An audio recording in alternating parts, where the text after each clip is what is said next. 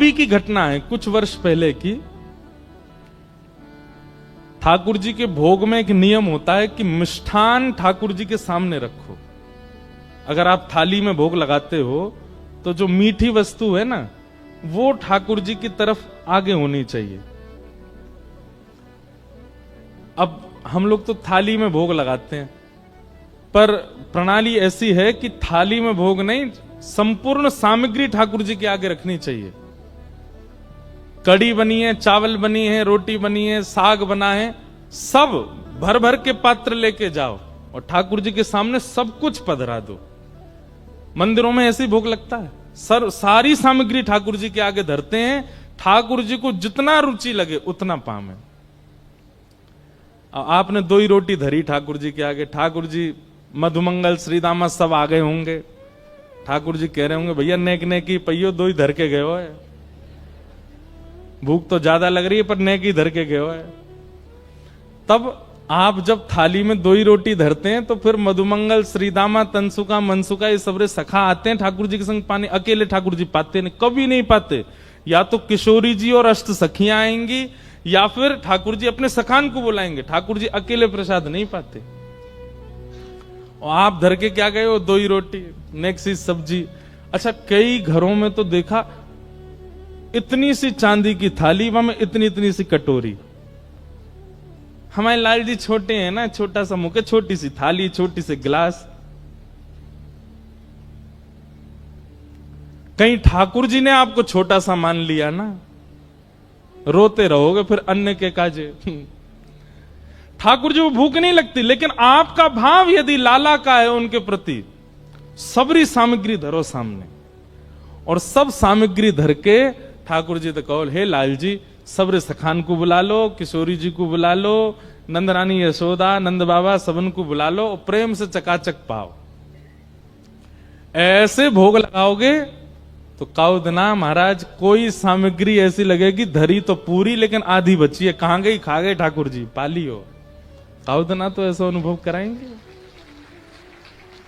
तो ठाकुर जी के सन्मुख, जहां ठाकुर जी विराजन है उनके सन्मुख मिष्ठान, मिष्ठान के बाद नमकीन, नमकीन के बाद साग, दाल, कढ़ी, चावल, रोटी, ऐसे भोग पधराना चाहिए ठाकुर जी के सन्मुख। तो नाथ द्वार में नवनीत प्रियालाल जी इतने से लड्डू गोपाल, छोटे से, तो उनके सामने भोग पधराया गया। लेकिन जल्दीबाजी में कहा कियो, मीठी सामग्री पीछे धर दई और कढ़ी बिल्कुल सामने धर दई। जहां नवनीत प्रिया जी विराजते हैं सिंहासन पर बिल्कुल सामने कढ़ी धर दई। और नवनीत प्रिया जी का नियम है, बहुत आनंद वाली कथा है उनकी, वो मंदिर में भोग नहीं लगाते। छोटे से गोपाल जी हैं, अपने सिंहासन पर बैठे, सिंहासन सहित रसोई घर में जाते हैं और रसोई घर में चूल्हा के बगल में बैठ के पाते हैं। क्यों?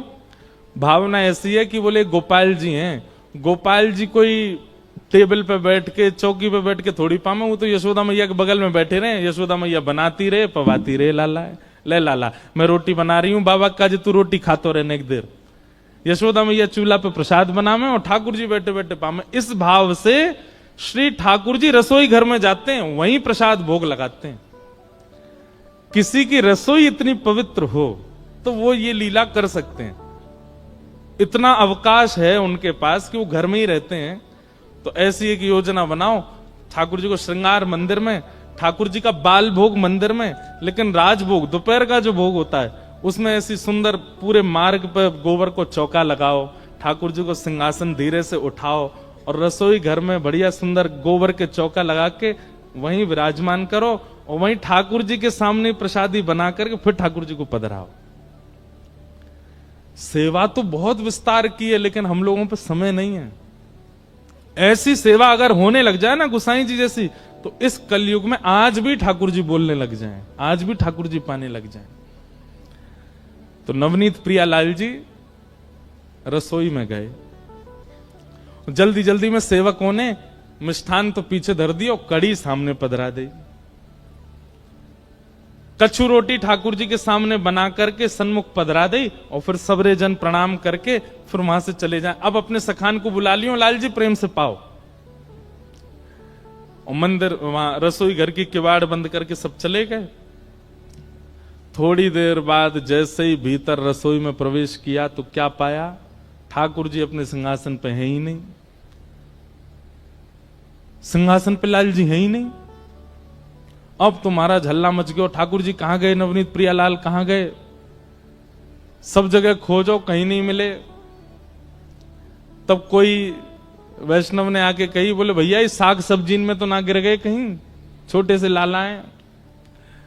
तो सबरी सामग्री पलट पलट के देखी, धीमे धीमे हाथ लगा के कि भाई लाल जी कहां, छोटे से गोपाल जी हैं।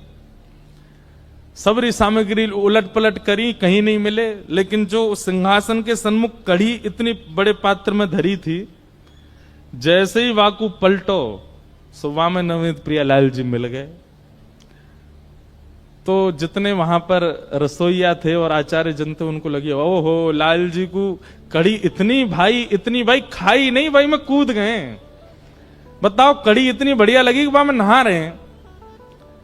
और महाराज रसोईया ने कह दी, भैया आप सुनो, आगामी कछु दिना तक कढ़ी को ही भोग लगाओ ठाकुर जी को, इतनी कढ़ी बढ़िया लग रही ठाकुर जी को। अब तो हर दिन कढ़ी बन रही है ठाकुर जी को, कढ़ी कढ़ी, और सामने कढ़ी को ही भोग लगा रहे हैं। 5-6 दिन बीत गए तो जो मुख्य मुखिया जी थे, मुख्य पुजारी, रात में जैसे सोए तो श्री छोटे से गोपाल जी रोते रोते उनके स्वप्न में आए। जय जय कहा भे हो, आप काई को रो रहे हो, लाल जी आप काई को रो रहे हो। छोटे से गोपाल जी बोले, 5 दिन है गए मुंह कड़ी कड़ी पवाए जा रहे हो और कुछ बनाए ना रहे। तो गुसाई जी बोले, मुखिया जी बोले, जय जय वादना आप कूद गए कड़ी में, तो हमें लगी कड़ी बहुत बढ़िया लगे, या हमारे कड़ी को भोग लगा रहे। ठाकुर जी बोले, अरे कड़ी बढ़िया लगे या हमारे ना कूदो, तो वो तुमने खीर दूर धर दई, मैं तो वह ले वे जा रहा हूं, सब कड़ी बीच में आ गई। भाई मैं गिर गो, मैं तो खीर पावे जा रहा हूं, कहा करूं इतनी बड़ी कुआ जैसी कड़ी बा में गिर गो मैं तो। मुखिया जी के नेत्र सजल हो गए। रात्रि में ही ठाकुर जी को प्रणाम किया, जय जय क्षमा कर दो। ऐसी लीला ठाकुर जी। ये लीला का विस्तार किसने किया? श्री गोसाई विठलनाथ जी। थोड़ा विस्तार तो बंधुओं करो।